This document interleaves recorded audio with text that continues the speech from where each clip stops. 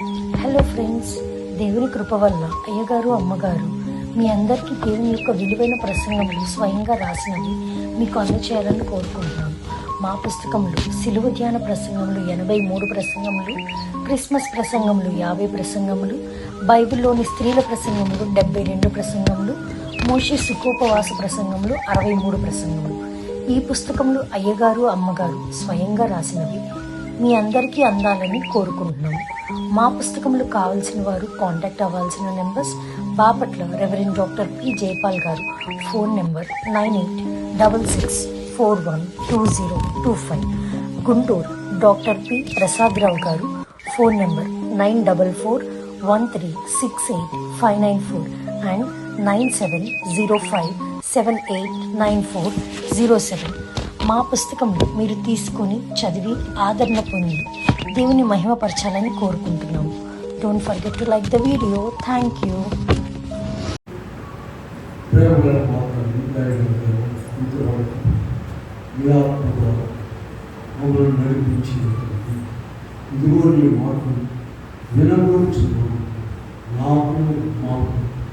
మీ పరిశుద్ధాత్మ ద్వారా మాట్లాడండి.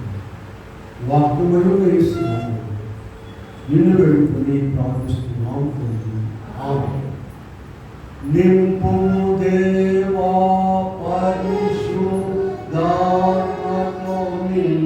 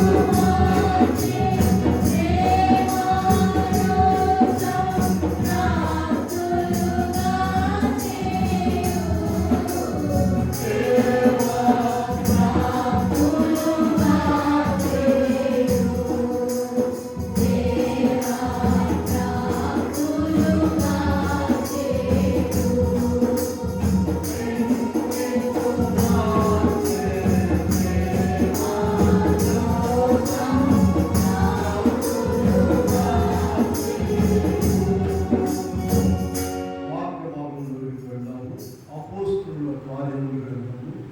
రెండవ అధ్యాయంలో ప్రారంభం నుండి చదువుతున్నాం. పెంతెకొస్తు పండుగ దినం వచ్చినప్పుడు అందరూ ఒక చోట కూడి ఉండిరి.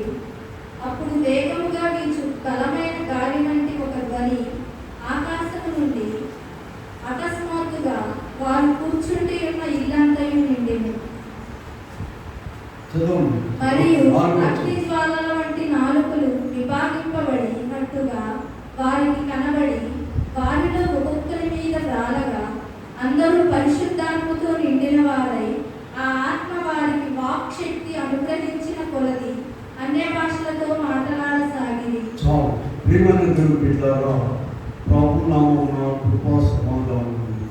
దేవుడి మీకు అనుగ్రహించుగా. ఈరోజు మనకు పరిశుద్ధాత్మ పండుగ. మనము క్రైస్తవులమైన మనము 3 పండుగలు చేస్తామండి.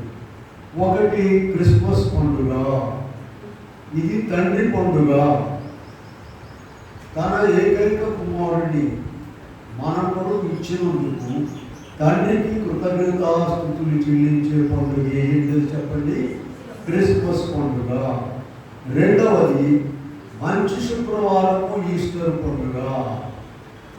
ఇది కుమారుని పండుగ.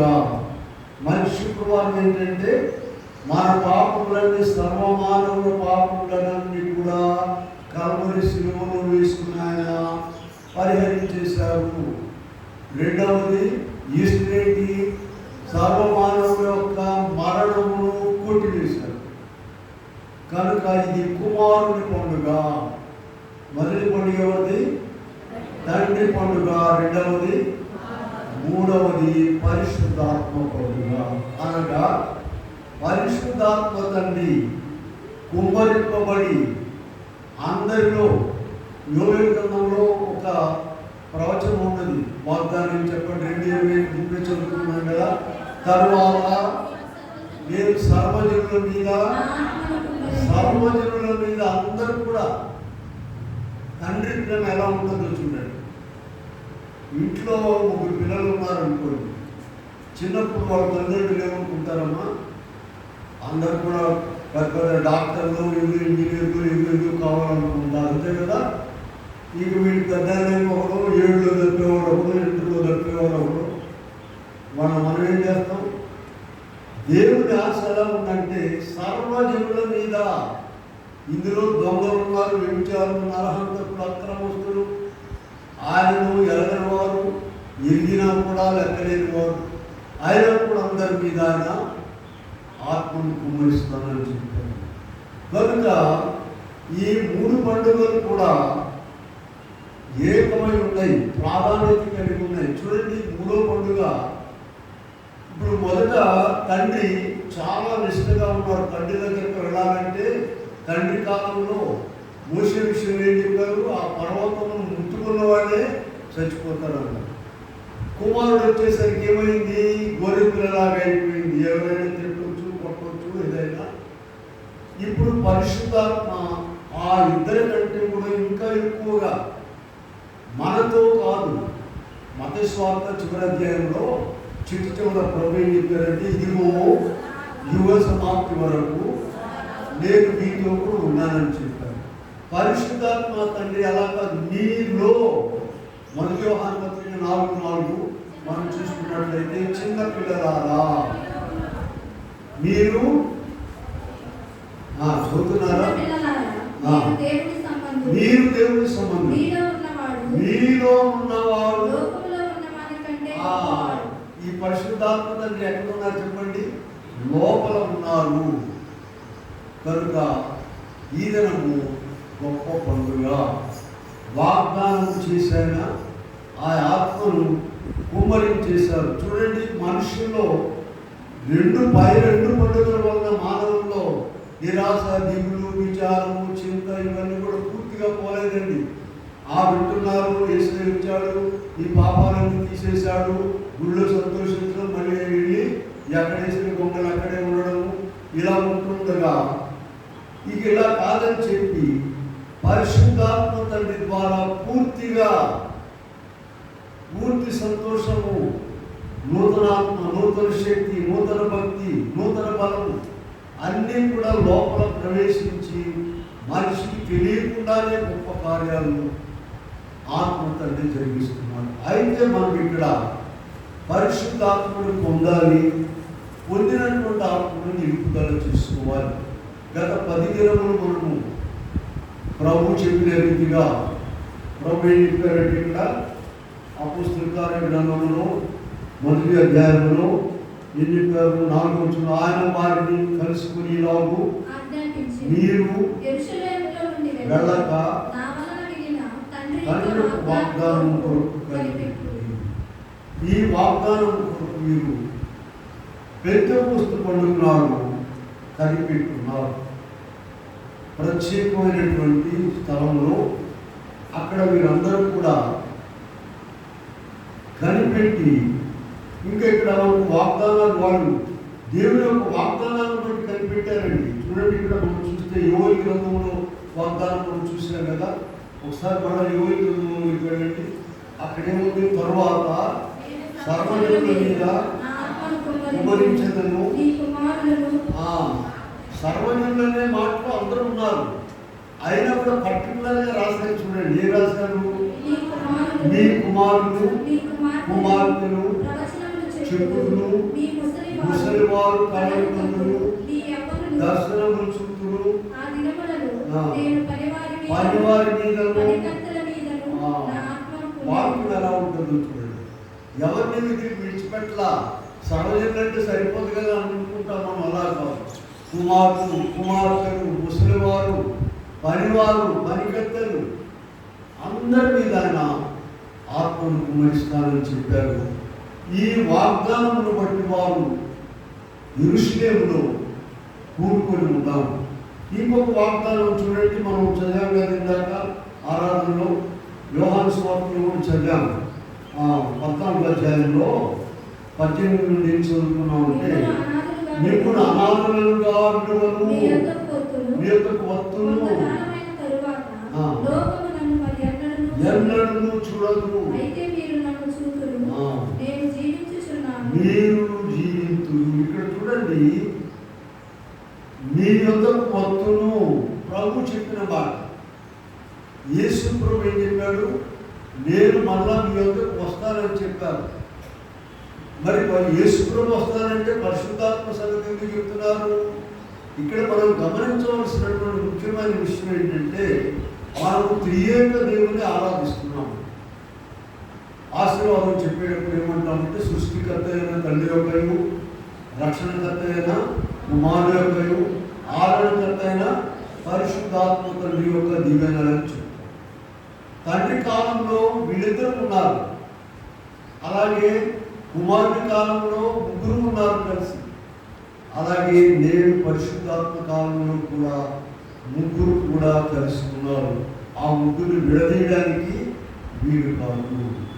కనుక ఇక్కడ మనం చూసినట్లయితే ఈ 3 వాగ్దానాలు, ఒకటేంటి మనకు యోవేలులో ఉన్న వాగ్దానము, రెండవది యోహాను సువార్తలో ఉన్న వాగ్దానము, మూడవది అపోస్తలుల కార్యములు 4వ అధ్యాయంలో ప్రభు చెప్పారు, మీరు యెరూషలేము నుండి వెళ్ళక నా వలన నిన్నటువంటి వాగ్దానం కొరకు కనిపెట్టి ఉండండి.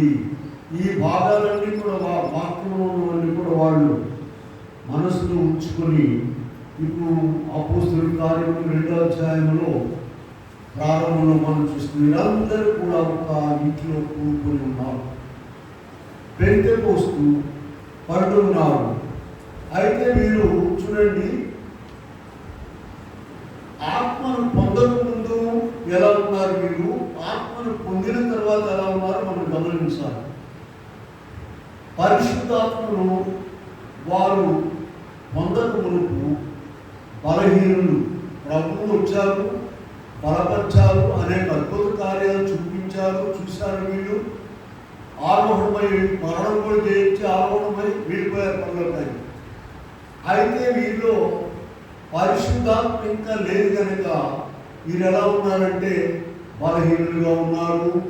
యూదులకు భయపడి తలుపు వేసుకుని లోపల ఉన్నారు, రహస్యంగా పిరికి వారుగా ఉన్నారు, చదివిపోయి ఉన్నారు, మరి రహస్యంగా కూడుకుంటున్నారు. విద్య లేని పాములు లేనిపోయారు, ధనం లేని వారు, జ్ఞానం లేని వారు, బలం లేని వారు, ఎన్నున్నాయో చూడండి. అయ్యా అసలు నాయకుడే చనిపోయి సమాధి 4 దినాలు సమాధిలో ఉన్న లాజరు లేపిన ఆయన్ని సాగుంటారయ్యా, మాదే ఉంది భయపెట్టుకుని. ఎప్పుడండి ఇది? పరిశుద్ధాత్మను పొందక మునుపు. ఎప్పుడైతే మీరు ప్రభు చెప్పిన రీతిగా 10 దినములు యెరూషలేములో కనిపెట్టి పరిశుద్ధాత్మను పొందిన తరువాత, అనగా ఈ అపోస్తలుల కార్యం 2వ అధ్యాయంలో మొదటి 4 వచనాల్లో వాళ్ళందరూ కూడా కూడుకొని ఉన్నప్పుడు పరిశుద్ధాత్మ 4 విభాగింపబడి వారి మీద అందరి మీద వారినప్పుడు అందరూ కూడా అన్ని భాషలు మాట్లాడారు. ఎంతో గొప్ప కార్యం జరిగింది. అయితే ఇక్కడ మనం కొన్ని గమనించాలి. ఆత్మను పొందిన తర్వాత బలహీనులు బలవంతులైపోయారు. యూదులకు భయపడలా. వాళ్ళు స్టేజీ ఎక్కి మీరేదయ్యా చంపింది దేవుడు అని చెప్పాడు. ఎప్పుడు వీరు ఆత్మను పొందిన తర్వాత వాళ్ళ పిరిగిదనం పోయింది, ధనవంతులైపోయారు. ధనవంతులు అంటే డబ్బు లేకపోయినా కూడా వాళ్ళు దేవుని సేవకులు, దేవుడు నమ్ముకున్న వారు ఎలా ఉంటారండి? డబ్బున్న వాళ్ళు చాలా డబ్బు పెట్టుకుని ఉసురుమంటూ ఉంటారు, ఇది అయిపోతే ఎట్లా. కానీ దేవుడి నమ్ముకున్నటువంటి వారు ధనం లేకపోయినా ధనవంతులా ఉంటారు, డబ్బు లేకపోయినా జ్ఞానం లేకపోయినా. ఇలాగూ వీటన్నిటికీ కారణం ఏంటంటే పరిశుద్ధాత్మతో వారు నింపబడిన తరువాత పైన చెప్పిన లోపాలన్నీ కాకుండా ఇంకా చాలా గొప్ప కార్యాలు వచ్చినాయి. ప్రపంచమంతటా ఖండానికి ఒకళ్ళు వెళ్ళిపోయారండి. 12 మందిలో ఒక ఆయన భారతదేశానికి వచ్చాడు. తెలుసా మీకు ఎవరైనా? తోమా గారు. అప్పుడు ఏమున్నాయి? ఇప్పుడు మనం మాట్లాడేది 2000 సంవత్సరాల క్రితం సంగతి. షిప్పులు లేవు, విమానాలు లేవు, ఏమీ లేవు. ఓడల మీద, ఆ చిన్న చిన్న పడవల మీద వాటిని పట్టుకొని మహాసముద్రాలు ఈదుకుంటూ కేరళకు, తమిళనాడుకు వచ్చారు ఆయన. ఇప్పుడు కూడా అక్కడ ఆయన కట్టిన చర్చి, ఆయన ఏర్పాటు చేసినవన్నీ ఉన్నాయి. ఇలా వారికి ఆత్మను పొందిన తర్వాత గొప్ప బలం వచ్చింది, చెప్పడానికి వీలుగానందరూ. అందుకని అప్పటి నుండి ఇప్పటి వరకు కూడా ఆ పెంతెకోస్తు పండుగలు ప్రభు యొక్క వాగ్దానమును పురస్కరించుకొని ప్రార్థన చేసి క్రైస్తవులైన వారు ఆత్మను పొంది అనేక అద్భుతాలు జరిగిస్తూ ఉన్నారు. వారి శక్తికి మించినటువంటి వాటిని వారు పరిశుద్ధాత్మను పొందిన తర్వాత జరిగిస్తున్నారు. అయితే ఇక్కడ మనము పెంతెకోస్తు పండుగల గురించి కొంచెం నేర్చుకోవాలి. పరిశుద్ధ గ్రంథంలో ఉన్నటువంటి అన్ని ముఖ్య అంశాలకు మూలము మోషే ధర్మశాస్త్రంలో ఉంటుందండి. మోషే ధర్మశాస్త్రం అంటే తెలుసా మీకు? ఏం చెప్పండి? మన బైబిల్లో ఉన్న మొదటి 5 పుస్తకాలే మోషే ధర్మశాస్త్రం. ఆదికాండము, నిర్గమకాండము, లేవియకాండము, ద్వితీయోపదేశకాండం. ఇవి ధర్మశాస్త్రం. వీటిలో ఉన్న వాటిని మొత్తం చివరి వరకు కూడా ప్రభు అక్కడ మన దైవజనులు ఏమన్నారంటే ఆదికాండము నార్మడి అన్నారు. నార్మడి అంటే తెలుసమ్మా మీకు? ఆదికాండం అంటే ఏంటంట? నార్మడి. అందులో నుంచి ప్రకటన గ్రంథం వరకు కూడా మొక్కలు వెళ్ళిపోయి. కనుక ఇక్కడ చూస్తే చూడండి, పస్కా పండుగ తర్వాత మీరు కొన్ని రిఫరెన్స్లు చూడండి. మనకు సమయం తక్కువ కనుక లేవియకాండంలో 23వ అధ్యాయంలో 5-6 వచనాలు చూసుకున్నట్లయితే మనము ఇక్కడ మనకు పస్కా పండుగ అనేటువంటిది ఉన్నది. దాని అయిన తర్వాత 7 వారములు. ఇప్పుడు 23వ అధ్యాయంలో లేవియకాండం 16-17 వచనాల్లోకి వెళ్ళండి. 15-16. ఏడవ విశ్రాంతి దినపు మొదటి దినము వరకు మీరు 70 దినములు లెక్కించి యెహోవాకు క్రొత్త బలముతో నైవేద్యం అర్పింపవలెను. దీనినే పూర్వకాలము ఇక్కడ యూదులైనటువంటి వారు ప్రథమ ఫలముల పండుగ అని అన్నారు, పెంతెకోస్తు పండుగ. అలాగే ద్వితీయోపదేశకాండం 16వ అధ్యాయంలో 9-10 వచనాల్లో కూడా మనం ఈ విషయాలు చూడగలం. కనుక ఈ పండుగ ఎప్పుడంటే ప్రారంభించేది పస్కా పండుగ తరువాత. పస్కా పండుగ తర్వాత జాగ్రత్తగా వింటే కానీ అర్థం కాదు, లేకపోతే కష్టం. చాలా శ్రమపడి చెప్పి నేర్చుకుని వచ్చినాం మేము. చూడండి, పస్కా పండుగ అంటే ఏంటి అసలు? ఒకసారి నిర్గమకాండంలోకి వెళ్ళండి. అక్కడ 12వ అధ్యాయంలో ఇశ్రాయేలీయులు ఐగుప్తు దాస్యం నుండి బయలుదేరేటప్పుడు అక్కడ 12వ అధ్యాయంలో ప్రారంభం చూస్తే ఒక నిర్దోషమైన గొర్రెపిల్లను తీసుకోవాలి, దాన్ని వధించి దానిని అందరూ కూడా తినాలి, దాన్ని ఎముకలు లేదు, విరవబడకూడదు. ఇలాగూ మొట్టమొదట పస్కా పండుగను నిర్గమకాండంలో ఇశ్రాయేలీయులు ఐగుప్తు దాస్యం నుండి వాగ్దాన దేశానికి బయలుదేరేటప్పుడు ఆచరించారు. ఆ తర్వాత అది అసలు పస్కా పండుగ. ఈ పస్కా పండుగను అప్పటి నుండి ప్రభు వచ్చే వరకు కూడా ఆచరించారు. ప్రభు వచ్చే వరకు కూడా చూడండి, అరణ్యంలో మోషే సంఖ్యాకాండం 9వ అధ్యాయంలో 4-14 వరకు చూస్తే మోషే గారు పస్కా పండుగను ఆచరించారు. చదవట్లేదు. అలాగే యెహోషువ గారు యెహోషువ గ్రంథం 5వ అధ్యాయంలో 10-12 వచనాలు చూసినట్లయితే యెహోషువ గారు కూడా పస్కా పండుగను ఆచరించారు. అలాగే రాజులు చాలా మంది ఆచరించారు. ఒకటి చూపిద్దాం చూడండి. 2వ దినవృత్తాంతం గ్రంథంలో 30వ అధ్యాయంలో 23-24 వచనాలు మీరు చదువుకున్నట్లయితే హిజ్కియా రాజు, ఆయన రాజుగారు కదా, ఒక గొర్రె పిల్ల కాదు, 1000 కోడెలను 7,000 గొర్రెలు ఆయన అర్పించారు. అధిపతులు అంటే అధిపతులు ఎన్ని తెచ్చారు? 1000 కోడెలు 10,000 గొర్రెలు. రాజుగారు తలుచుకుంటే ఉంది పస్కా పండుగ. పస్కా పండుగ అంటే ఏంటి? ఒక నిర్దోషమైన గొర్రె పిల్లను వధించి దాని మాంసం అందరూ కూడా భుజించారు. అక్కడ మొదలైనటువంటి ఆ పస్కా పండుగే మనం ఆచరించేటువంటి సంస్కారారాధన.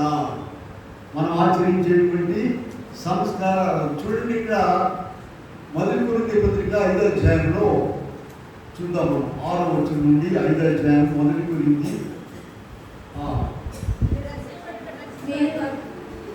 చదువుతున్నారా?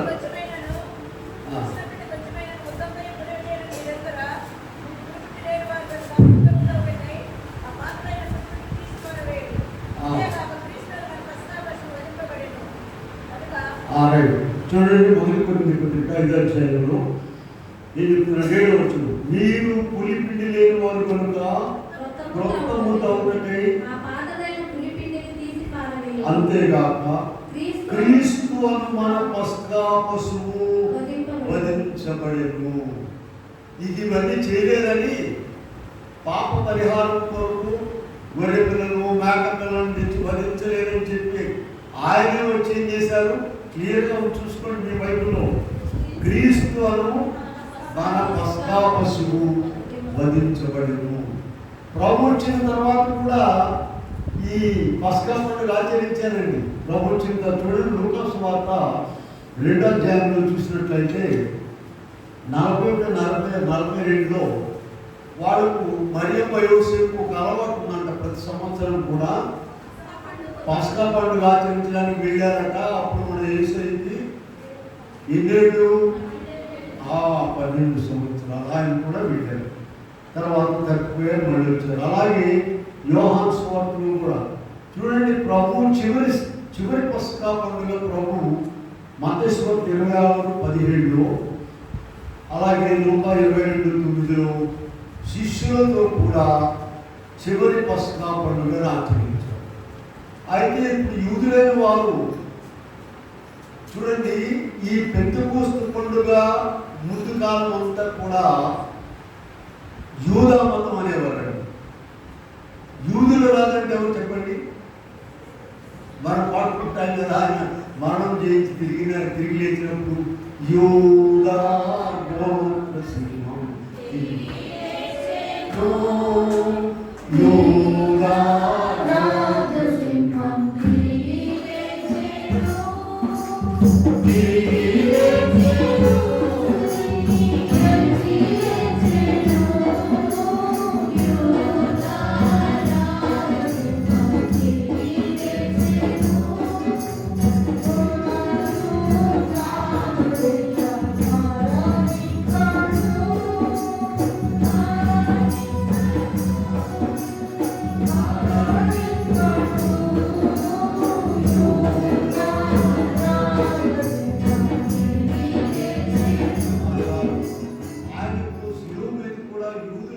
పెట్టారు.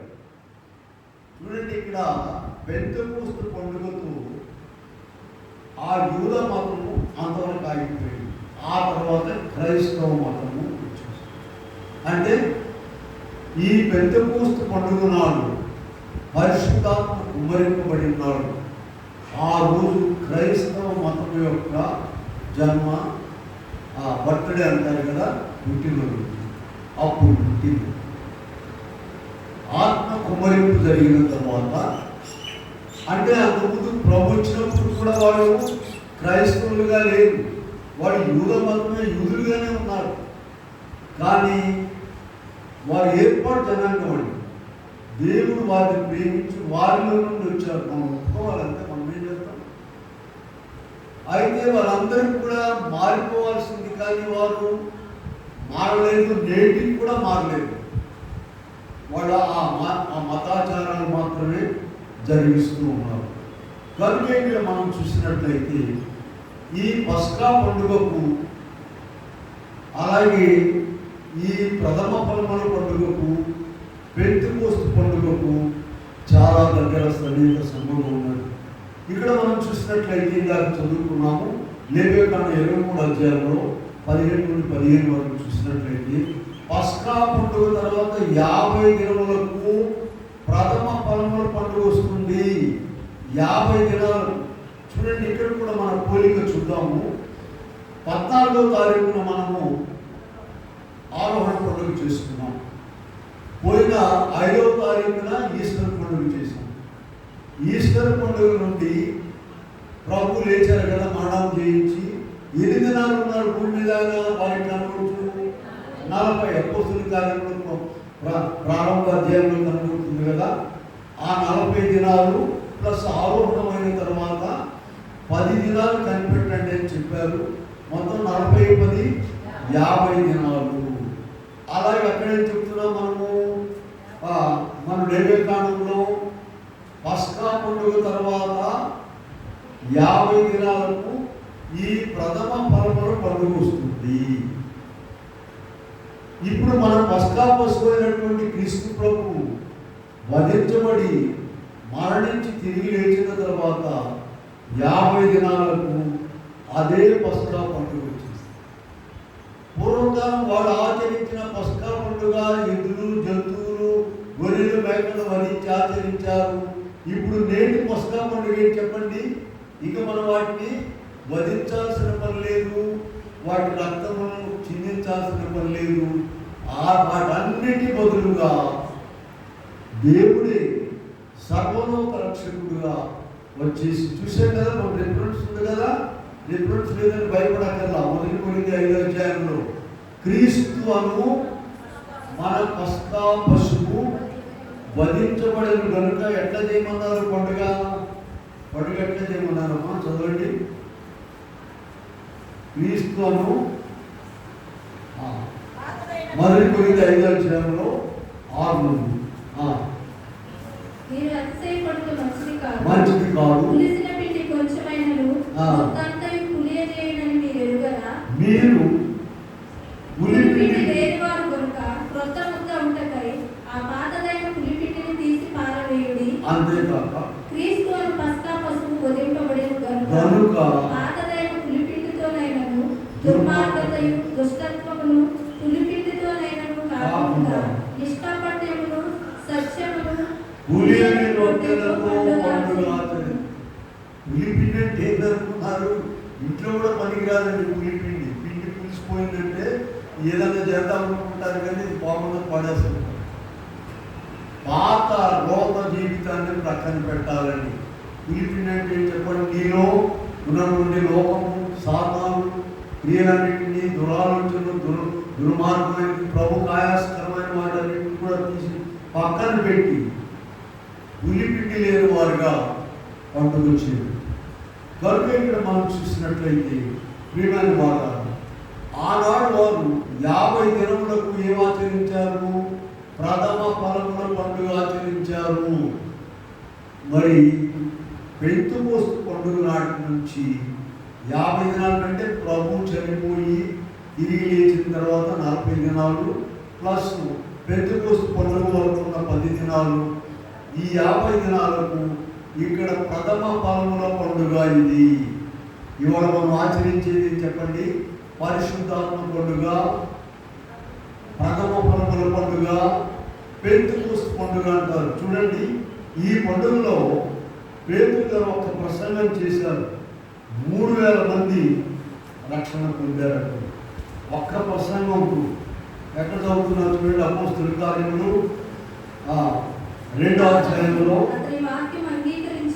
41వ వచనంలో చూద్దాం. కాబట్టి వారు 3000 మంది చేర్చబడింది.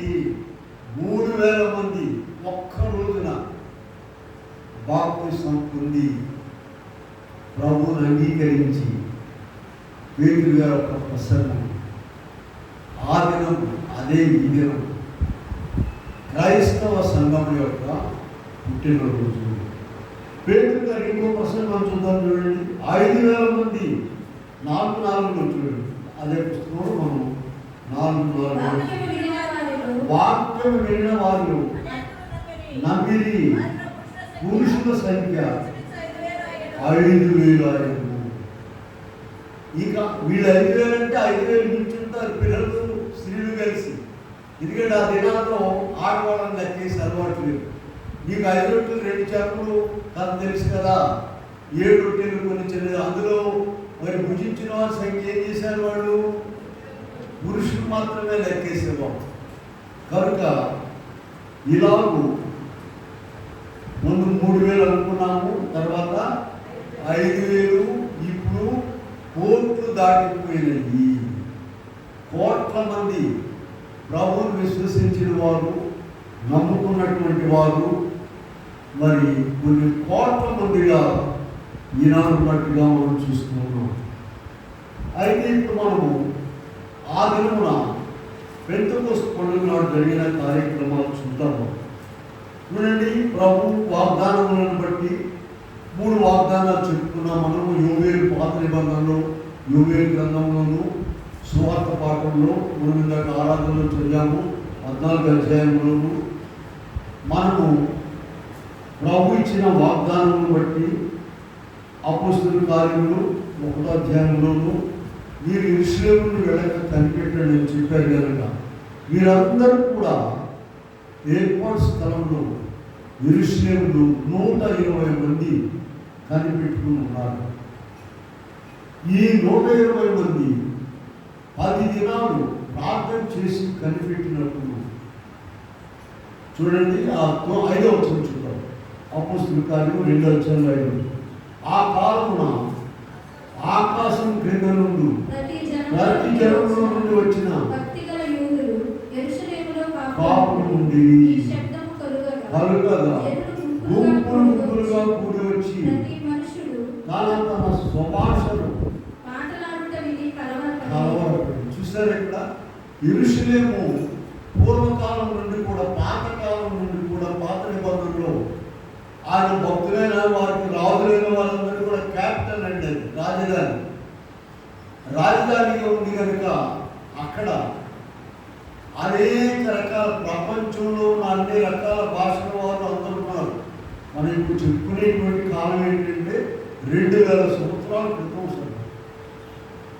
వీరందరూ కూడా ప్రతి మనుషులు తన తన తన స్వభాషతో వారు మాట్లాడుట విని కలవరపడి ఈ 120 మంది మీదకి ఎప్పుడైతే పరిశుద్ధాత్మ కుమ్మరించబడిందో అన్ని భాషలు మాట్లాడుతున్నారు, దేవుని స్తుతిస్తున్నారు అన్ని భాషలు. ఇలారా ఆత్మకార్యం చాలా గొప్పగా ఉంటుంది. పరిశుద్ధాత్మను పొందినటువంటి వారు గొప్ప కార్యాలు చేశారు. దేవుని పరమేశ్వరుడు నేటి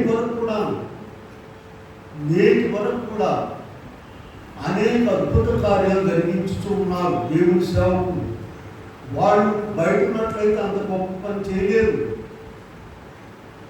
మేము ఇదిగో ఇలా ప్రభు పిలుపుని బట్టి రావడం ద్వారా ఎన్నో గొప్ప కార్యాలు. చూడండి, శివరాజు గారు మొట్టమొదటి ఏం చెప్పారంటే, మీరు వచ్చేసేయండి, మీరు దేవుని పని చేయాలి, బైబిల్ కాలేజీ పెడదాము, మీరు ప్రిన్సిపల్గా ఉంది కదా. అప్పుడు మా వాడు పుట్టవాడు కనుక మరి చదివేదంటే ఇంకేమైందని పట్టించుకోవాలి, రాలేదు. మరి బాపట్ల వెళ్ళి పని చేయండి అని చెప్పారు, అది కూడా మేము పట్టించుకోవాలి. తర్వాత కిరణ్ బాబు గారు వచ్చేసరికి మళ్ళీ మీరు బాపట్ల వెళ్ళి పని చేయండి అని, అదే మాట దేవుని ఆత్మను బట్టి. ఇప్పుడు మేము వచ్చేసిన తర్వాత ప్రభు ఎంత అద్భుత కార్యాలు, 2 సెంట్లు 3 సెంట్ల స్థలంలో మందిరం కడుతున్నామండి, కప్పే లేదండి, మీరు ప్రార్థన చేయండి అని చెప్తూ ఉంటారు. మనకైతే దేవుడు 2 గొప్ప దేవాలయాలను మనకి ఇచ్చారు. ఇంకో దేవాలయం ఉందండి, ప్రభు మాకు ముందుగానే వాగ్దానాలు చేస్తుంటారు. విజయవాడను బయలుదేరేటప్పుడు 3 దేవాలయాలు కడతారని చెప్పి 3 ఇప్పుడు ఎక్కడో మాకే మేమేమో మా టైం అయిపోతుంది అనుకుంటున్నాం. ప్రభు ఏమో 3 దేవాలయాలు చెప్తుంది. ఇలా మరి ఇంత పెద్ద దేవాలయం మనందరూ ఎవరెవరో ఎక్కడి నుంచి వచ్చాము, ఆయన ఆత్మ తండ్రి పూజ చేసుకుని తీసుకొచ్చారు. మనందరికి కూడా మంచి వర్తమానాలు ఇవ్వడానికి నాయకుడికి కనుక ఇక్కడ నేను చెప్పుకున్న చెప్పాలనుకున్నది ఏంటంటే, పరిశుద్ధాత్మను పొందిన తర్వాత నీ శక్తికి మించిన పైగా రాశాను కదా, నేను చేయలేనివన్నీ నీవే చేసి పెట్టినావు. నేను చేయలేనివన్నీ నీవే చేసి పెట్టినావు. రక్షకా నా వందనాలు, శ్రీ రక్షకా నా వందనాలు. మనము చేయలేని కార్యాలను వాళ్ళు ఎక్కడికి వెళితే అక్కడికి బూదిలంతం వరకు ప్రభు ఏం చెప్పారు, చివర సువార్తల్లో చివరిలో ఉంటుంది చూడండి. మార్కు సువార్త చివరి చదవండి, ప్రభు చెప్పిన మాటలు చూద్దాము. మార్కు సువార్త చివరిలో ఏం చెప్పారు? మీరు సర్వలోకమునకు వెళ్ళి 15 వచ్చింది. మీరు సర్వలోకమునకు వెళ్ళి సర్వ సృష్టికి సువార్తను ప్రకటించుడి, నమ్మి బాప్తిస్మము పొందేవాడు రక్షింపబడును. నమ్మని వానికి శిక్ష విధింపబడును. చూసారా, సర్వలోకమునకు వెళ్ళి. ఇప్పుడు ఒక మాట వినండి, సర్వలోకమునకు వెళ్ళి సర్వ సృష్టికి సువార్తను ప్రకటించడం చెప్పారు కదమ్మా. ఆయన డబ్బులు ఇచ్చేదా? తలాకు 500 ఇచ్చాడా? 50 రూపాయలు ఇవ్వలేదు. వాటికి మించిన కోట్ల రూపాయలు మించినటువంటి దేవుని ఆత్మను ఇచ్చారు వారికి. వారు ఎక్కడికి వెళ్ళాలంటే అక్కడికి వెళ్ళారు. ఏ భాష మాట్లాడాలంటే ఏ దేశం నుంచి ఆ భాష మాట్లాడాలి. కనుక అటువంటి ఆత్మ తండ్రి కార్యక్రమము తెలుసుకున్నటువంటి క్రైస్తవులైన వారు ఇప్పటి వరకు కూడా పెంతెకోస్తు వాళ్ళని వేరే ఉన్నారండి. సరే, వాళ్ళు ఆచరిస్తున్నారో లేదో మనకు తెలియదు, కానీ దైవజనులు మాత్రము క్రమం ప్రకారముగా దీన్ని ఆచరించాలన్నారు. ఇక్కడ మనం చూసినట్లయితే ఇప్పుడు మనము అపోస్తలుల కార్యం 2వ అధ్యాయంలో పోతాం. అక్కడ 8వ వచనంలో మనం చూసినట్లయితే, మనలో ప్రతివాడు పుట్టిన దేశపు భాషతో వినుచున్నాం. ఇదేమి చూసారా, అక్కడ 18 రకాల వాళ్ళు ఉన్నారు ప్రపంచంలో. చూడండి, పార్థీయులు, మాదీయులు, మెసొపొతేమియా, యూదయ, ఆసియా, ఉగ్రియా, పంఫూలియా, ఐగుప్తు అను దేశముల యందరి వారు, కురేనే దగ్గర లిబియా ప్రాంతముల యందు కాపురమున్న వారు, రోమా నుండి పరవాసులుగా వచ్చిన వారు, యూదులు, యూదా మత ప్రవిష్టులు, క్రేతీయులు, అరబీయులు మొదలైన మనమందరమును మీరు మన భాషలతో దేవుని గొప్ప కార్యములను వివరించుట వినుచున్నామని చెప్పుకొని 18 ప్రాంతాలు ఉండేవి. ఆ దినాల్లో 2000 సంవత్సరాల క్రితం కొన్ని దేశాలే లేవు. ఒట్టి సముద్రాలను నేల ఉండేది.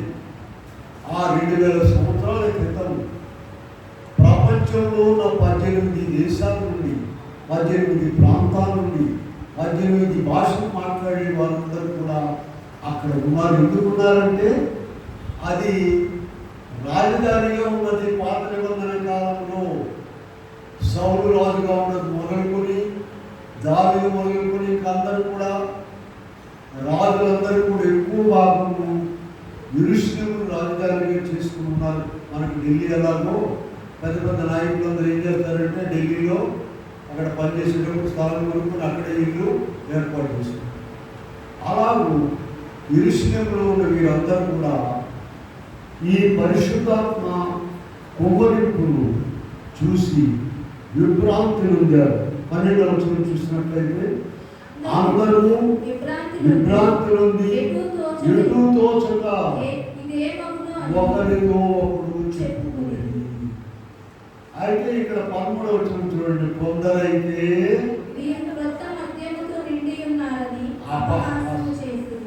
కొంతమంది మైండ్ ఎప్పుడు కూడా పక్కన లాగేస్తుంటుందండి. ఉన్న విషయాన్ని పక్కన పెట్టి కొత్త విషయం చెప్పుకొస్తుంది. మంచి విషయం కాదు అది, దేవునికి ఇష్టమైన విషయం కాదు అది, సాధన పనేది.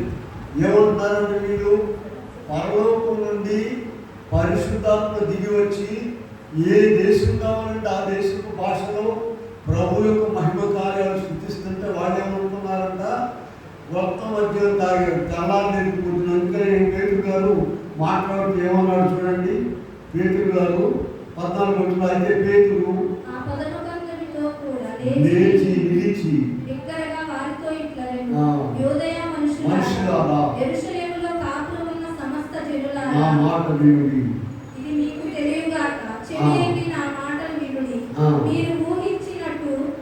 మత్తులు కారు, జామైన కాలేదు. చూసారు, పొద్దు పొడిచి జామైన కాలేదే. ఇప్పుడు ఎక్కడ దాగించారు కాదు, దేవుని యొక్క ఆత్మతో నింపబడి ఉన్నారు, దేవుని ఆత్మపూర్ణులుగా ఉన్నారు. పరిశుద్ధాత్మ ఎలా వచ్చేసిందంటే మనం ఇక్కడ చదువుకున్నాము.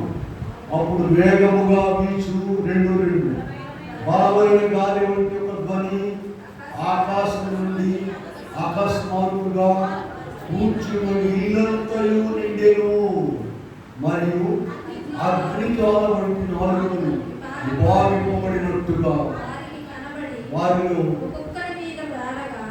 అందరూ నిండిన వారై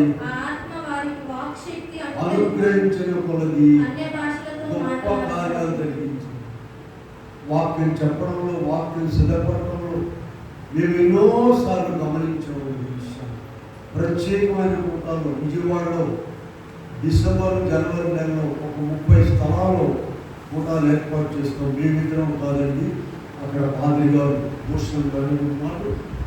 మేము లేకుండా కూటలు ఏర్పాటు చేయాలి. దేవుడు ఎవరికి ఎలాగో, నేను ఆ బెంచ్ సెంటర్ దగ్గర పెట్రోల్ గుర్తించుకుంటున్నాను. ఒక ఆయన నేను కాలేజ్ పెట్రోల్ ఒక ఆయన ఎప్పుడు నవ్వుకుంటూ రాస్తున్నా. ఆయన నేను ఎప్పుడు చూడాలి, నేను ఎరగలేదు. ఒకరోజు ఖాళీ ఉంటే అడిగేది, ఎందుకంటే నేను తెలుసా నువ్వు నాకు తెలియదంటాను. మీరు పలానా దగ్గర వాక్యం చెప్పారండి, మా తాతలతో ఎవరు కూడా నమ్ముకోలేదు. ఆ రోజు నుంచి నేను చర్చికి వెళ్తున్నాను. చూడండి దేవుని ఆత్మకార్యం ఎలా ఉంది. అతను అడిగాను, ఏమేమి చెప్పారు ఇంకా ఇలా వేపుల్లో పనిచేసేది. ఒక 20 సంవత్సరాల తర్వాత 15 సంవత్సరాల తర్వాత అక్కడ ఎల్ఏఎఫ్ చర్చి వాళ్ళు మమ్మల్ని ఆహ్వానించారు వాక్యం చెప్పారు. అక్కడ ఒక అతను కనపడి, మీరు సేవ చేస్తున్నానని చెప్పి 15 సంవత్సరాల క్రితం మీరు చెప్పిన వాక్యం రాసి నేను చూపించాను. చూడండి, అసలు అతను చదువుకునేటప్పుడు అతను సేవకుడు అవుతాడని ఎవరికైనా తెలుసా? నేను ఏ వాక్యం చెప్పానో అక్కడ ప్రతి శనివారం నాడు నేను అక్కడ యవనస్తులు కూర్చుని జరిపాను. ఏ చర్చోళ్ళని అడిగినా తాళం ఇచ్చేస్తారు. లోదరని చర్చివాడిని, సాల్వేషన్ ఏమి ఉన్నాయి అక్కడ. ఆ చర్చిలో పెట్టేవాళ్ళం బుక్ చేసి మొత్తం ముందే నేను వెళ్ళేవాడు. ఒకడు పెద్ద చర్చి, 2 చర్చి ఉంటుంది. వారమంతా తాళాలు వేసి ఉంటాయి కదా, నేను ముందే పోయి చీపులు ఉంటే అక్కడ మొత్తం బుక్ చేశారు. తర్వాత వచ్చారు గొడవలు. ఎవరైనా పెద్దలైనా అంతేగా తీరిగ్గా చేసుకుని వస్తారు కదా, వాళ్ళు మాట్లాడుకుంటారు. ఎవరు వచ్చారు, వాళ్ళు ఎవరు వచ్చారు, ఎవరు వచ్చారంటే చెప్పాను. దేవుని పని చేయాలన్నా నేను శుక్రవారం నాడు ఇంటికి వెళ్ళేసరికి 12-1 గంట అయింది విజయవాడ. ఇలా దేవుని పని చేయాలని ఆశ. అక్కడ కుర్రాడు ఏం చెప్పాడంటే 15 సంవత్సరాల క్రితం ఆ నోట్స్ నేను చూపించాడు. మీరు చెప్పిన వాక్యం ఎలా పట్టుకుంటుందో చూడండి. మనుషులు 100 మంది విని అలా మర్చిపోతుంటారు.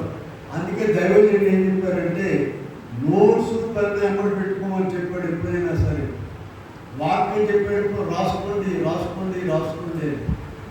మరి ఎంతమంది రాయగలరు చెప్పండి? అలా రాసుకోవడం ద్వారా వాక్యాన్ని మేము ఎక్కడ మీటింగ్ జరిగి వెళ్తాను. ఇక్కడ కూడా మమ్మల్ని పిలవలేదు అనుభవం ఖాళీ ఉంటే ఎవరు కూడా పెట్టి అంత మెదపడానికి కూర్చుంటారు. ఎవరైనా కనపడాలంటే మీరు వచ్చారా, వేరే వచ్చారు ఆగమని అని అనుకుంటారు. వాక్యం వచ్చిన తర్వాత నేను ఇంటికి వెళ్ళి మొత్తం 7 రాస్తాను కూర్చో. కనుక ఆత్మతండ్రి కార్యం ఎంత కూడా ఆత్మతండ్రి కార్యం. మొన్న కూడా ఒక మాట చెప్పాను నేను మీకు. ఆ రోజు వీళ్ళందరూ లేదు కనుక మళ్ళా చెప్తాను. తిరువూరులో 3 రోజులు మీటింగ్ వరకు వెళ్ళామండి. జి సాంబేర్ గారండి, ఏలూరయ్య గారు ప్రెసిడెంట్ గారు, ఆయన నన్ను తీసుకెళ్ళారు వాక్యం చెప్పించడానికి. 3 దినాలు అక్కడే ఉన్నామండి.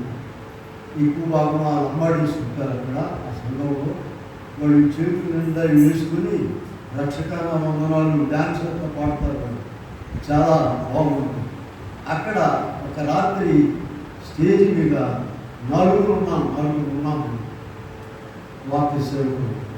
సరే ప్రెసిడెంట్ అయ్య గారు ఎవరు చెప్తున్నారు వాక్యం అబ్బాయికి అంటారు, అందరూ వచ్చిన తర్వాత అన్నారు.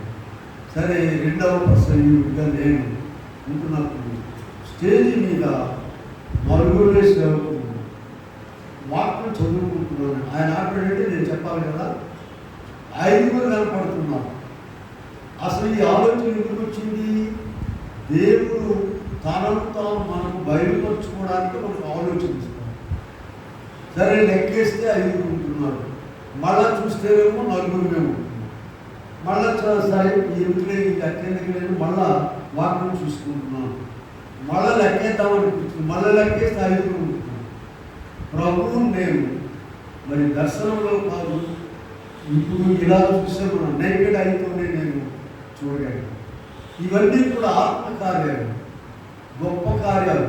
మేము మాట్లాడుకుంటుంటే అమ్మగారు 10 దర్శనాలు చెప్పారు ప్రభు మాకు ఇచ్చినటువంటి. విజయవాడ మాకు ఇల్లు ఉన్నది. ఆ ఇంటి నిర్మాణం 11 దర్శనాలు ప్రభు ఇచ్చారు. రాసి పెట్టామని కూడా రాసి పెట్టాము. 11 దర్శనాలు వినిపించారు. అన్నీ నెరవేరింది. ఇలాగూ ఆ టంగుల్లో పనిచేసేటప్పుడు నేను పరిశుద్ధాత్మ తండ్రి కార్యం.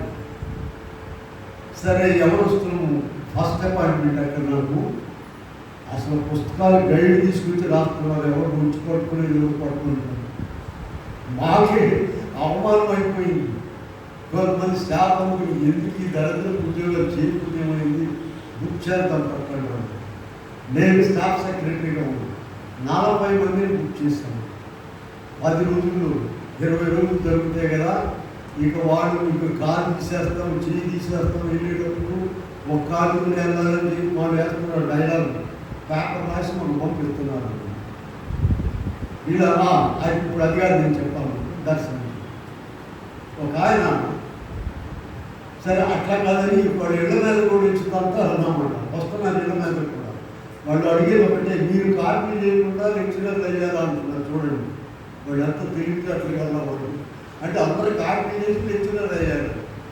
వినండి పంపించిన దర్శనం చెప్తాను. అందరూ కలిసి ఒక చోట ఉన్నాము. సతీష్ బాబు గారని భలే వంట చేస్తాడు. ఆయన అన్నం భలే వండుతాడు. ఆయన వైపు వేరే చోట ఉద్యోగం ఉన్నాడే. టిఫిన్ కూడా చేస్తాడు ఆయన. సరే ఉంటే ఒక రోజు రాత్రి ప్రభు దర్శనం నాకు చూపించాడు. ఇక అదే కొత్తదలకు ఉన్నాను కదా. ఎస్పీ గారు ఒంగోలు నుంచి వచ్చాడు నువ్వు చూడడానికి కూడా.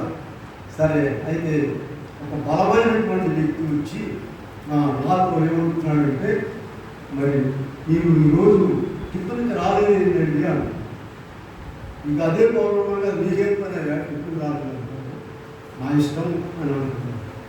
అప్పుడు ఆయన ఏం చెప్పాడంటే, నేను ప్రతిదినం కూడా నేను వెళ్ళొచ్చేటప్పుడు బజార్కి నీతోనే వస్తున్నాను, నీతో ఉంటున్నాను అని చెప్పి. అప్పుడు ఆయన నేను చూశాను అన్నమాట. నేను చూస్తే 10 మందిని కొట్టేటట్టు ఉన్నాడు. అంత బలంగా ఉన్నాడు. ప్రభు ఇటువంటి కార్యాలు మనం వాక్యం చదవడం, ప్రార్థన చేయడము, వాక్యం బోధించడం. ఎవరికి వాక్యం బోధించడం అంటే చెప్పండి. మీకు కనపడిన వాడికి అలా ఎక్కడన్నా టిఫిన్ చేస్తే తేడానికి వెళితే ఒక ఆయన చెప్పాను కూడా మీకు దానికి కనపడ్డాడు. వాడు క్రైస్తవులు కాదండి, వాళ్ళ అమ్మ బాగా ప్రార్థన చేస్తాడు. అయ్యా ఇంకొక ప్రార్థన చేసి నేను ఆయన వచ్చాడు. ఆయన మాట్లాడుతుండగా వచ్చాడు. ఆయనకు స్వార్థం ప్రకటించాలని ఒకటే మాట చెప్పాను, నీవు మందిరానికి వెళ్ళి కూర్చొని రా చాలు. అదే స్వార్థ. యేసు ప్రభువు గురించి చెప్పక్కల 66 పుస్తకాలు రానక్కర్లేదు, నీకు జ్ఞానం అక్కర్లా. ఆయన చెప్పిన అంతేనంటారు అన్నాడు. అంతే, నువ్వు వాళ్ళకి గ్యారెంటీ ఇస్తున్నాను, నీకు నీ తాగుడు మానేస్తావు, అన్నీ పోతాయి, నువ్వు వెళ్ళి కూర్చొని రా మెదలకుండా. నేను ఎవడ పైకి లేడు, ప్రసంగ లేడు. ఎంత ప్రాధాన్యత ఉందో చూడండి. దేవుడు ఏర్పాటు చేసినటువంటి స్థలాలండి ఇవ్వండి. చాలామందికి గొప్ప సేవ చేయాలని ఏం చేయలేదు, గొప్ప మందిరాలు కట్టాలని ఏం కట్టలేదు. ఇవి మేము కాదు కట్టింది. అదే సువార్త. సువార్త అంటే చెప్పండి, నువ్వు మందిరానికి వెళ్ళు చాలు, అయిపోయింది సువార్త. మాకు వాక్యం రాదండి పెద్దగా చెప్పడానికి అంటే నేను ప్రసంగం చేయాలని నేను అక్కడ తీసుకెళ్ళి అక్కడ మరి మనకి ఇక్కడ స్వస్థానం ఉన్నది, మందిరం ఉన్నది. మరి ఒకసారి మేము కూడా అక్కడ ఎవరైనా తెలుసుకున్న వాళ్ళు చెప్తున్నాం, మరి ఇంతకాలం మమ్మల్ని నేను తెలుసుకున్నారు కదా, ఒకసారి నేను మా ఇద్దరు ఏం చేస్తున్నాం, అక్కడ డ్యాన్స్ ఆడుతున్నాము, డ్రామా ఆడుతున్నాము, చూడవచ్చు కదా రెండయ్యా అని చెప్తున్నాను. నవ్వుతారు. వీళ్ళ మందిరానికి తీసుకురావాలి, అదే సువార్త. ఇవన్నీ కూడా ఎప్పుడు చేస్తారంటే, ఇప్పుడు అసలు విషయంలో పోతాము. పరిశుద్ధాత్మను పొందిన తర్వాత ఒక్కొక్క రోజు అమ్మగారు రాత్రి కూడా ప్రసంగం చేశారు చూసారా. మనుషులు లోకవశంలో ఉంటారు, శరీర వశంలో ఉంటారు, సాతాను వశంలో ఉంటారు. ఈ మూడు వదిలించుకొని పరిశుద్ధాత్మ వశంలోనికి రావడమే గొప్ప సేవ. అప్పుడు అన్నీ ఉంటాయి, ఏది కావాలన్నా ఉంటుంది. కనుక మనం చూసినట్లయితే ఇప్పుడు మనం సమయం ఉంటుంది కనుక పేతురు గారు ఒక ప్రసంగం ద్వారా ఎంతమంది బాప్తిసం పొందారని ఆ రోజు 3,000 మంది. పేతురు గారి ప్రసంగంలో ఉన్న విషయాలు కొన్ని మనం చూద్దాం వస్తున్నాం. ఒకటి, ఆయన వాగ్దానముల గురించి చెప్పారు. పేతురు గారు 2వ అధ్యాయంలో మనం చూసినట్లయితే, మీరు కొత్త మద్యంతో ఉన్నారని కొంతమంది అనుకుంటూ 14 వచ్చిన ఏం చెప్పారు, అయితే పేతురు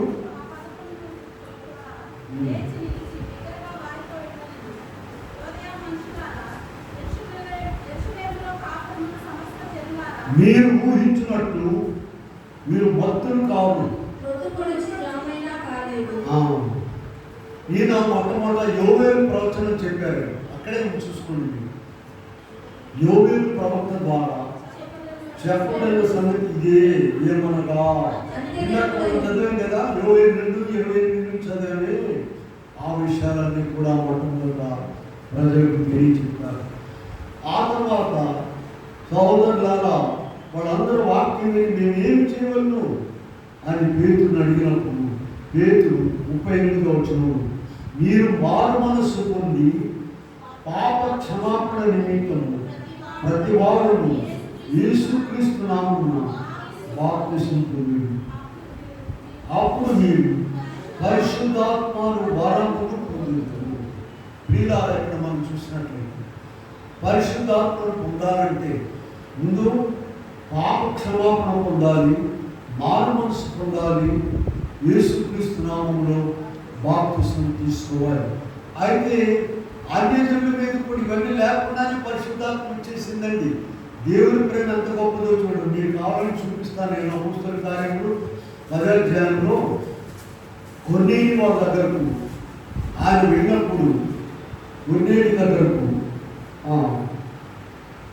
అక్కడ కొర్నేలి 10వ అధ్యాయంలో శతాధిపతి కైసరులు నేను అతను తన ఇంటి వాళ్ళందరితో కూడా భయభక్తి గలవాడు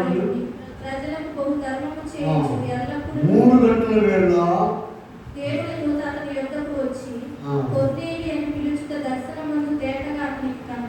ఐదవుతుంది. ఇప్పుడు నీవు యొప్పేకు మనుషులను పంపు. పేతురు గారిని పిలుచుకొని రమ్మన్నారండి. పేతురు గారు వచ్చి ఇక్కడ ప్రార్థన చేసి వారికి వాక్యం చెప్పిన తర్వాత ఇక్కడ 44వ వచనం చూద్దాం చూడండి. పేతురు ఈ మాటలు ఇంకా పరిశుద్ధాత్మ దిగెను. సున్నతి పొందిన వారిలో పేతురుతో కూడా వచ్చిన విశ్వాసం అందరూ అన్యజనుల మీద సైతము విభ్రాంతి ఉంది. చూసారా, అన్యజనుల మీద కుమ్మరించబడడం, విభ్రాంతి ఉంది. మేము ఒక మీటింగ్కి వెళ్ళామంట. మరి అక్కడ వెళ్ళినప్పుడు ఎక్కడమ్మా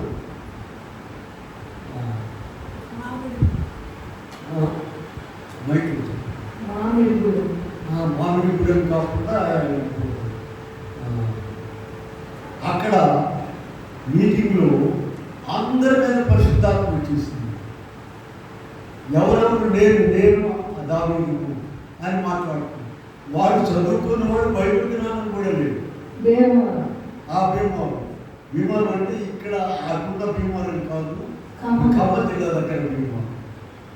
ఇలా మేము చాలా ఆశ్చర్యపడిపోయాం. భూషణం గారు దేవదాసయ్య గారికి ఉన్నాయని అన్నారు. నాకు 38 ఏళ్ళండి దేవుని సేవ చూసి ఇటువంటిది నేను ఎప్పుడు చూడలేదు. అలాగే పరిశుద్ధాత్మ గొప్ప కార్యాలు చేస్తూ ఉంటారు.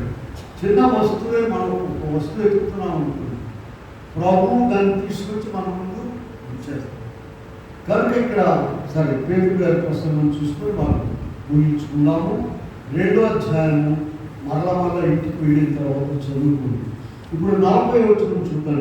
ఇంకా అనేక విలువైన మాటలకు సాక్ష్యం ఇచ్చి మీరు మూర్ఖులను ఈ తరం వారికి రక్షణ. చూసారా, మూర్ఖులను ఈ తరం వారితో వాదించకూడదు, పోట్లాడకూడదు.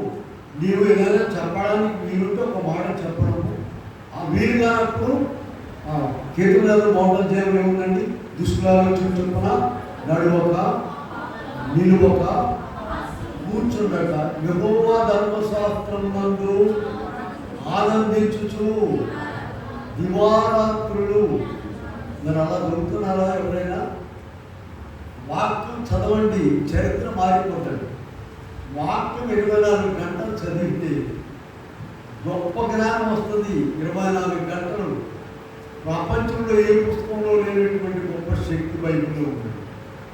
లోకంలో చాలా మంది దేవుడు మనకిచ్చాడు అటు దీని. మరి ఎంతవరకు మనం చదువుతున్నాము, ఆదివారం నాడే తీస్తున్నామా?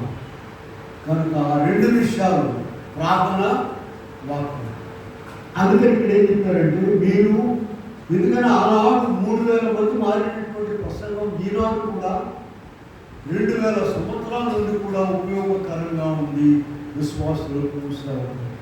మీరు మూర్ఖులు మీ తరం వారికి వేరే హెచ్చరించారు. కనుక ఇక్కడ మనం చూసినట్లయితే మారు మనసు పొందాలి, పాప క్షమాపణ పొందాలి. 23వ వచనంలో ఏమన్నారు చూడండి. 23వ వచనంలో దేవుడు నిశ్చయం ఆయన భవిష్యత్ జ్ఞానమును అనుసరించి అప్పగింపబడిన ఈయనను మీరు దుష్టుల చేత శిలువ వేయించి చంపిరి. మరణం ఆయనను బంధించి ఉంచుట. మీరు దుష్టుల చేత ఆయనను శిలువ వేసి చంపించారు. అంతకు ముందైతే పరిశుద్ధాత్మను పొందక ముందు ఈ మాట అన్నారంటే వాళ్ళకి చాలా భయము. అసలు ఇంటి మీద తంతాలు తలుపు వేసుకుని ఉన్నారు. అప్పుడు ప్రభు ఆ ద్వారా వేసుకున్న లోపల గురించి మాట్లాడారు. ఆత్మను పొందిన తర్వాత ఎదిరించారు వాళ్ళు. అంతేకాదు గొప్ప కార్యాలు చేశారు. ఇది ఛాలెంజెస్ చెప్పారు. చూడండి, అపోస్తల కార్యంలో మనం చూస్తే 4వ అధ్యాయంలో చూద్దాం. 4వ అధ్యాయంలో మనం చూస్తే వాళ్ళు ఒక మాట మాట్లాడుతున్నారు. 13వ వచనం, వారి పేరు యోహాను ధైర్యం చూసినప్పుడు విద్యలేని పామరులని గ్రహించి యేసుతో కూడా ఉన్నారు. చూసారా, వారు విద్యలేని పామరులు అంట. వాడు ఎవరితో ఉన్నారండి? యేసైతో ఉన్నారు. ఇప్పుడు కూడా ఆయన ఇప్పుడు మనతోనే ఉన్నాడు. కనుక మనము గొప్ప కార్యాలు చేయాలంటే ఏం చేయాలి చెప్పండి? పరిశుద్ధాత్మను పొందాలి. ఇంకొక మాట చూపిస్తాను చూడండి. అపోస్తల కార్యంలోనే ఈ అపోస్తలైనటువంటి ప్రభు శిష్యుల గురించి 6వ వచనం చూద్దాం. 7వ వచనము 17వ అధ్యాయము 6వ వచనం. అయితే వారు కనబడుతున్నారు, ఈడ్చుకొని పోయి భూలోకమును మీరు ఎక్కడికి వచ్చి ఉన్నారు ఉంటున్నారా? భూలోకాన్ని ఏం చేశారంటే వీళ్ళు, భూలోకానికి ఒక అలవాటు ఉందండి. మనుషులు తల కిందలు చేస్తారు. తల కిందలు చేయడం తెలుసు. అలవాటు వచ్చినప్పుడు యాక్టివ్ కూర్చి ఏం చేస్తారమ్మా, కాళ్ళు పైకీలు కింద పెట్టి కట్టారు. భూలోకం మనుషులను తలకిందులు చేస్తుంది. వీళ్ళు ఏం చేశారట, భూలోకాన్ని తలకిందులు చేశారు. వీళ్ళ పరిశుద్ధాత్మ పొందడం మన ప్రాధాన్యతను తెలుసుకోవాలి. మన ప్రార్థనలన్నింటిలో ప్రతిదినం కూడా ప్రభువా నన్ను నీ ఆత్మ స్వాధీనంలో ఉంచుకోనండి, నీ ఆత్మ పూర్ణుడిగా చేయండి, ఆత్మతో నింపండి అని మనము ప్రార్థన చేసుకోవాలి. చూడండి, సుమయోను అనేటువంటి ఆయన దేవాలయంలోకి వస్తున్నాడు. బాలుడైన ప్రభువుని తీసుకొచ్చారు. లూకా సువార్త 2వ అధ్యాయంలో మనం చూస్తే 25వ వచనంలో మనం చూస్తే యెరూషలేమునందు ఒక మనుషుడుండెను. అతడు నీతిమంతులను భక్తిపరుడై ఉండి ఇశ్రాయేలు యొక్క ఆదరణ కొరకు కనిపెట్టువాడు.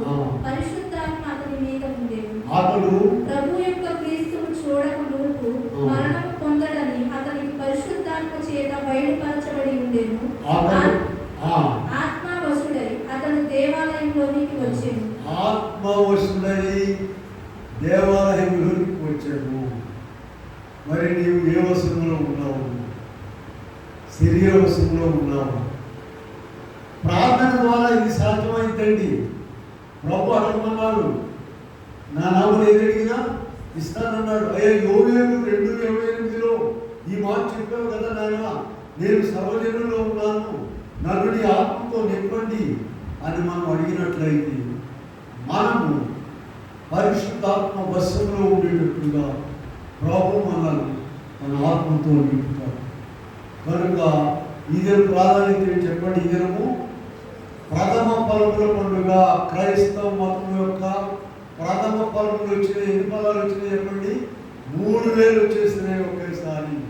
కోత పండుగ అని కూడా అన్నారు, దీన్ని పరిశుద్ధాత్మ పండుగ అన్నారు, పెంతెకోస్తు పండుగ అన్నారు. క్రైస్తవ సంఘం యొక్క పుట్టినరోజు ఈ దినం.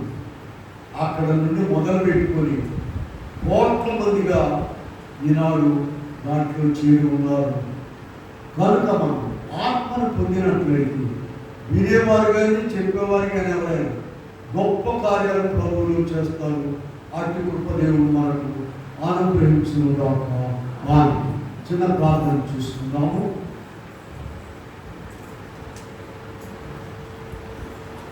ప్రేమ గల మా తండ్రి, గొప్ప కృపను బట్టి ఇలా 10 దినమున్న భయంకరమైన ఎండలు అనేక మంది రాళ్ళకి ఇంటి దగ్గర కూర్చుని వస్తుంది. ఈ ఏర్పాట్లో ఉన్న వారిని చాలా మందిని తీసుకొచ్చారు. నిన్నటి దినంలో 30 మంది కూడా దాటిపోయారు. నీ ఆత్మతో కనిపెట్టి స్థితి మాకు దయచేసి ఈ దినం, ఈ 14 దినం ఇచ్చిన వర్తమానం ప్రతి దినము కూడా మేము నీ ఆత్మకు ప్రార్థించి నీ ఆత్మవశంలో నీ ఆత్మపూర్ణులుగా ప్రతి ఒక్కరు ఉండే కృప దయచేయమని యేసు నామములో వేడుకొని ప్రార్థిస్తున్నాము. ఆమేన్.